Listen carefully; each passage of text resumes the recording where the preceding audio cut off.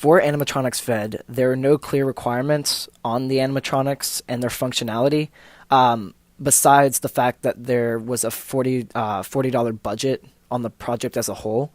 As a team, we were able to decide what we wanted for the functionality of the robot, and the judges they judged us on how well we executed the total functionality of the robot. For ours, we decided that we wanted a bipedal dancing robot to dance to music, as we had the Mario theme song as a part of ours. But other groups decided, as in the group beside us, decided to make a dog that wagged its tail and moved its head up and down. And there are a plethora of other ideas and functions that other animatronics groups decided to do. But at the end of the day, we were judged on how well we executed the function that we decided as a group for our animatronic, and we were able to actually execute pretty well. Before we could actually do any work for the project, we had to fully figure out what we were actually going to create. To help us with that, we utilized the engineering design cycle. We tried to meet all of the bullet points as listed. So let's go ahead and get started with Ask. Since majority of our group had no idea what animatronic was, we had to do some research, and after finding as much as we could, these were some of the questions we had.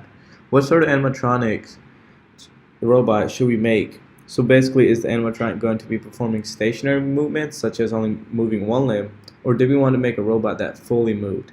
We also tried to make sure our robot was unique and different than the regular animatronics. After deciding on a moving, singing robot, we got to the question of how in the world are we going to make it move and play music at the same time? And lastly, did we have the right materials that could execute this project well? After deciding on what kind of robot we wanted to create, we had to think of what should the robot do and how it should look. For that, we used our imagination and some Disney movies. Before we could actually start building anything, we needed to make blueprints and have the basic guidelines. As you guys can see in the pictures, we made some sketches of every possible scenario we could think of and how each piece was going to connect with each other.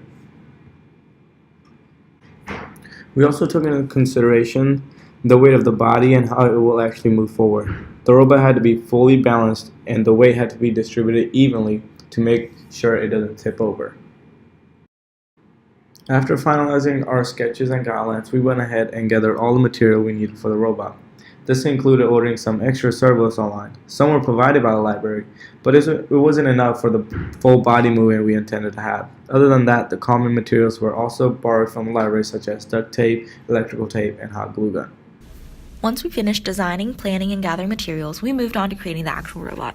This was a pretty big challenge for us since none of us had any experience building robots. We started off with figuring out how to wire and program a single leg. The way our robot walked is that each leg would consist of 2 micro servo motors that were oriented perpendicularly and hot glued the propeller joints together so that one servo would act as a foot lifting up the body, and the other would act as a thigh moving the feet forward. Once we got the movement of the legs down, we glued everything together, attached the body, which was the microcontroller and the breadboard, and added a button to control the program. When we tested each leg, they worked properly, but when the body was attached on top, the robot wouldn't stand up on its own. The robot also wouldn't actually move forward, it would just rotate its feet. Because the robot was too top-heavy, it couldn't pick up its feet and walk forward. We tried to fix both issues by weighing down the feet some more in the front, which stopped the robot from falling over, but it still wasn't walking because the feet were too heavy.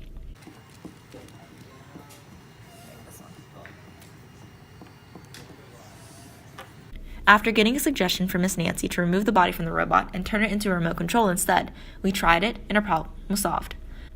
Then, we created some arms and attached them to the new and improved robot body, and attached a single micro servo to the very top to act as a head. After the physical form of the robot was completed, we taped some wires together, labeled some things, and extended the length of the wires. This not only made it easier to fix little things here and there, it also allowed the robot to move a greater distance. Finally, we worked on adding music. We originally thought this would be super easy, but we ran into some issues with the code for this. We couldn't figure out how to make music play at the same time the robot was moving, because of the way the code worked for the song. We fixed this by getting a second microcontroller and essentially creating a separate circuit. Now we had one that controlled the movement of the robot with a button press, and another that controlled the music. Now everything was working properly, and our walking, dancing, and singing robot was done.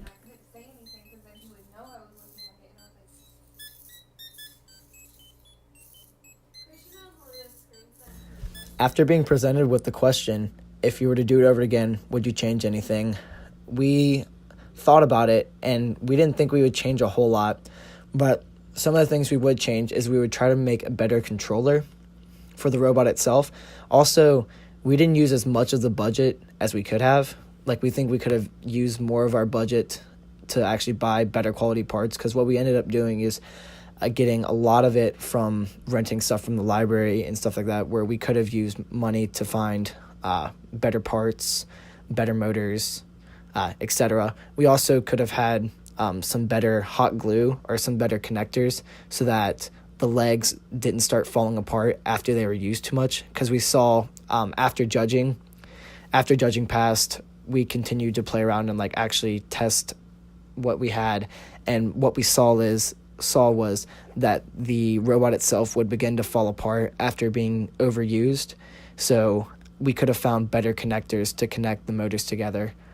Other than that, we think that we would have done just roughly the same as what we presented at F.E.D. On F.E.D. Day, we clearly demonstrated and explained the intent of our robot to the judges. Despite it pretty much falling apart as soon as the judges came over to us, we ended up receiving a score of 96, which put us in second place in our category. If I were to give advice to next year's freshmen, I would tell them to set deadlines and follow them. That way you never get behind on your project.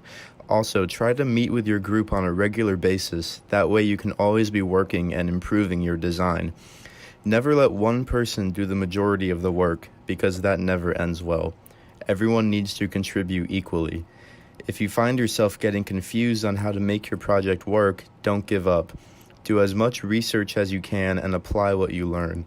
Lastly, if things aren't going like you want them to, don't stress about it. Just keep testing, and if all else fails, find a way to work around it.